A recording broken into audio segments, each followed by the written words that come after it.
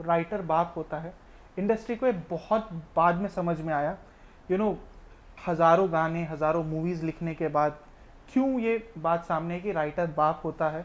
And ये अब 2025 में जाके क्यों पता चला लोगों को। राइटर बाप होता है मतलब बड़ा स्ट्रॉन्ग स्टेटमेंट है, बट हाँ राइटर जन्म देने, राइटर माँ भी होता है क्योंकि वो जन्म देता है कंटेंट को।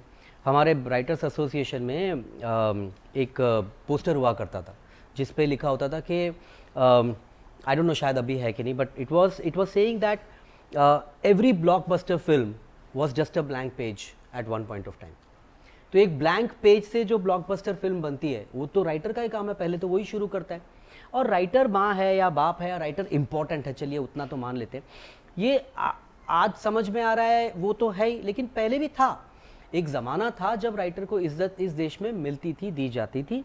ऐसे कमाल कमाल राइटर्स हमारे हुए हैं इस सलीम इंडस्ट्री जावेद में। साहब, के शुक्ला उनसे भी साहब, पहले पंडित मुखराम शर्मा हो गए, या वजाहत मिर्ज़ा हो गए जिन्होंने मुगल आजम के डायलॉग 4 लोगों ने लिखे थे, लेकिन उनके डायलॉग्स बड़े अच्छे हैं मुराद उसमें। साहब थे उस टाइम हाँ, पे। तो इतने कमाल कमाल के राइटर्स हो गए जिनकी बहुत इज्जत की जाती थी, जिनको बहुत ज़्यादा तवज्जो दी जाती थी, जिनकी वॉइसेस को गला नहीं घोटा गया, जिनकी वॉइसेस जो वो लिखना चाहते थे, जो वो बताना, उस तरीके की फिल्में, उस तरीके की चीज़ें की गई। उनकी मर्ज़ी के बिना आप चेंज नहीं कर सकते थे चीज़ें।